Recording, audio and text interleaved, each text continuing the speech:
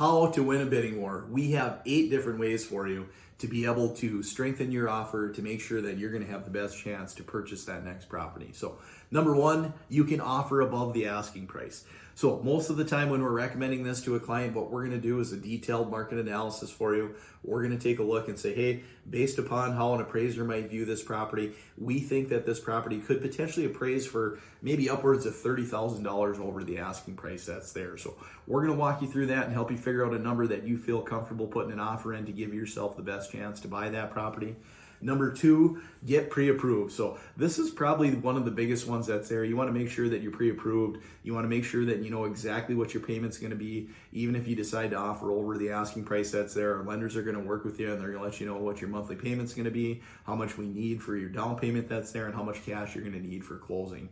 And working with a good lender also has some benefits to it. A lot of times our lenders are going to be calling that seller's agent. They're going to talk to them on your behalf and say, hey, I got a great buyer. I already checked out everything that I needed to on the lender side of things. It's going to be a real smooth transaction with us. And that's some of the benefits that we have there. So number 3 is going to be waiving your inspection on the property. We don't always recommend this one, but there are some scenarios where we can potentially run into a really good case.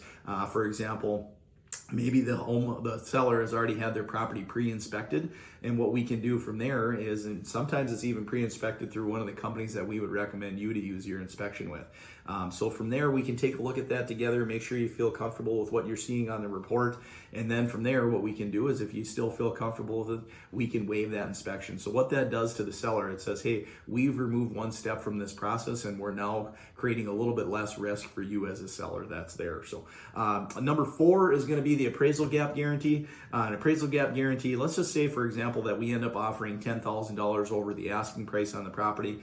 And what the appraisal gap would say is, says, Mr. and Mrs. Seller, we're going to offer $10,000 more on this property, but we're also willing to give you a $10,000 appraisal gap. So if this property doesn't appraise, if it appraises for anything in between, say that list price and that $10,000 over, maybe it appraises for $5,000 less, it's saying that we're going to be willing to cover up to $10,000 as the difference that's there. So again, this is going to be something where we're going to run the numbers. We're going to take a real good look at it, make sure you understand what things look like for other properties that have sold in the area, and make sure you feel comfortable adding something in like that. So number 5 is going to be an escalation clause on the property that's there. With the escalation clause, it's a really nice thing to be able to use where, for example, you don't have to go up to your high end of the budget right away. Let's just say we really do think the property could appraise for maybe $30,000 over where they listed at.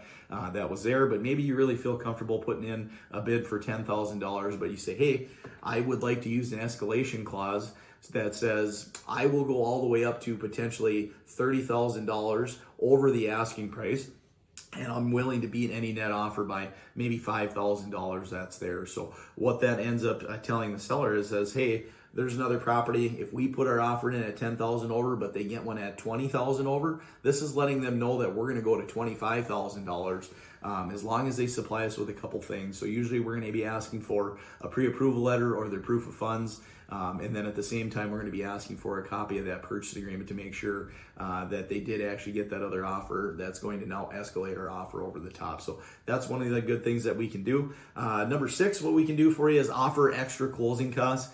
We don't use this one a whole lot either that's there, but we have seen it before where some of our buyers said, you know what, I'm going to pay my own closing costs and I'm going to pay a portion of the seller's closing costs. So what that's doing for the seller, it's actually putting more money in their pocket, making their net number look a little bit better and giving you a better chance to get that property. So the 7th thing that we have is let the seller choose their closing date. This is a real easy concession to be able to give to a seller. What this is going to do is says, hey, Mr. and Mrs. Seller, you let us know when you want to close. Maybe our ideal closing date would be 30 days or 45 days, but they let us know and they say, hey, it'd be really good if we can set this property out for, 35 days from now is ideally when we'd like to close, because that's when we're going to be purchasing our new property, and that would just be perfect for us. So that's what we would end up talking to the seller's agent about to figure out as well. The last thing that we have is just offer some more earnest money on the property. So let's just say it was a $300,000 property. You're going to be putting down 5% on the property, so that's going to be a $15,000 down payment. And with earnest money, let's just say that you say, you know what, instead of giving a normal, potentially, 1% is kind of what we see that's there. So instead of just $3,000 for earnest money, we're going to put down $15,000. And all earnest money says to the seller, it says, hey, Mr. and Mrs. Seller, I'm a real serious buyer. I've got money that's going to go towards my closing costs or my down payment. So for this scenario here, let's just say you bump your earnest money up to $15,000. That's there. It tells the seller that, yes, I am a very serious buyer on the property, and I also have my full down payment already of the $15,000 with the 5% at a $300,000 purchase price. So it lets them know that there's a little bit of less risk involved in the transaction. So these are 8 different ways that we're going to be able to help you kind of figure out what the best option is. Maybe you don't do all of these, maybe you do a combination of them, but we're going to help you walk through that and make sure that you feel comfortable putting an offer in to give yourself the best chance to get that next property. So if you got any questions, we'd love to hear from you. Feel free to reach out to us directly as well.